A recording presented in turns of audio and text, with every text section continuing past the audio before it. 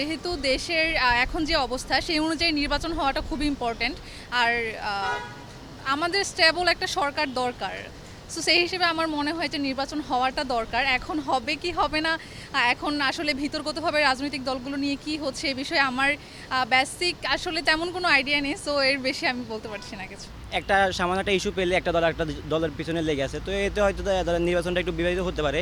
তো আমাদের ইন্টারিম সরকার যদি তার পর্যাপ্ত পরিমাণ সে দায়িত্ব নিয়ে যদি নির্বাচনটা তাদের সামনের দিকে এগোয়, তাহলে হয়তো ভালো একটা নির্বাচন দেওয়ার সম্ভাবনা আছে। আর আমাদের ধরেন যে রাজনীতির যে সহিংসতা, এটা যদি আমরা যদি কাটিয়ে উঠতে পারি, তাহলে আমরা সুস্থ নির্বাচন আশা করতে পারি। আর এর পিছনে ইন্টারিম একটা ধরেন দায়িত্ব, মানে খুব একটা ভালো গুরুত্বপূর্ণ ভূমিকা রাখতে হবে এর জন্য। এই সরকার চাইছে না যে আওয়ামী লীগ অঙ্গাঙ্গিভাবে বা সরাসরি এরা নির্বাচনে আসুক, বিএনপিও চাচ্ছে না। যার ফলে আন্তর্জাতিক বা দেশের জনগণ সাধারণ সর্বমহল থেকে যেটা আমরা সাধারণ জনগণ আমরা যেটা হাটে ঘাটে বাজারে হোটেলে চায়ের দোকানে বিভিন্ন অফিস আদালত প্রশাসন থেকে যেটা আমরা শুনতে জানতে পারছি যে শেষ মাস এই অবস্থায় নির্বাচন করা সম্ভব না। তো আপনারা একমত হন দেশটাকে কীভাবে আগানো যায়, ক্রিয়েটিভিটি যদি না আনতে পারেন, দলগুলো যদি এক না হতে পারে, অবশ্যই নির্বাচন সম্মুখীন, প্রশ্নের সম্মুখীন। নির্বাচন আপনি করবেন, নির্বাচনটাই তো সব কিছু শেষ না। নির্বাচনের পরবর্তীতে আপনি আপনার বিরোধী দলের উপর কী আপনার আচরণ থাকবে, আপনি ক্ষমতাটা হস্তান্তর করবেন কোন পদ্ধতিতে, আপনার সরকারি প্রতিষ্ঠানগুলো আপনার কোন রুলসের মধ্যে দিয়ে চলবে, কতটুকু স্বতন্ত্রতা থাকবে তার মধ্যে, সব কিছু মিলায়ে যদি আপনি একটা নতুনত্ব আনতে না পারেন, একটা ভিত্তি না দাঁড় করাতে পারি সবাই মিলে একমতে আসে, তাহলে তো আমরা অবশ্যই বলতে পারি যে এটা প্রশ্নের সম্মুখীন। এখন দেশটা একটা শাটার বন্দির মতো হয়ে আছে, মানুষের কাজকামের কোনো গতিশীলতা নেই।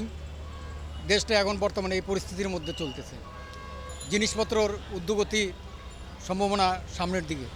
অনিশ্চয়তা এটা এই মুহূর্তে এখন বোঝা যাচ্ছে না, তবে আমার বিশ্বাস রাজনৈতিক দলগুলো মানে ঐক্যে পৌঁছিবে ইনশাল্লাহ, পৌঁছিয়ে এই দেশে একটা সুষ্ঠু সুন্দর নির্বাচন উপহার দেবে ডক্টর মোহাম্মদ ইউনূস।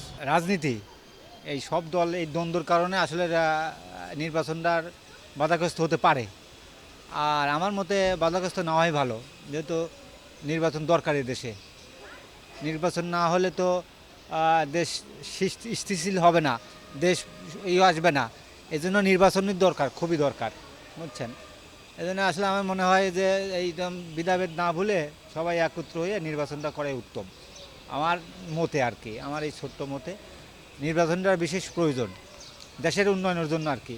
আর আপনি একটা জিনিস দেখবেন যে অন্তর্বর্তী সরকারের সামলে কিন্তু বিদেশি কোনো অনুদান বা পাওয়া যায় না এগুলো, কিন্তু এই জন্য নির্বাচনটা হলে ভালো হয়, আমাদের জন্য ভালো হয়, সাধারণ মানুষের জন্য ভালো হয় আর কি। বৃহত্তর স্বার্থে একটা সময় দেখবেন যে সবাই একত্রিত হবে এবং আলটিমেটলি নির্বাচনের দিকেই যাবে দেশ, এবং 2026-এর ফেব্রুয়ারিতেই নির্বাচন হবে ইনশাআল্লাহ।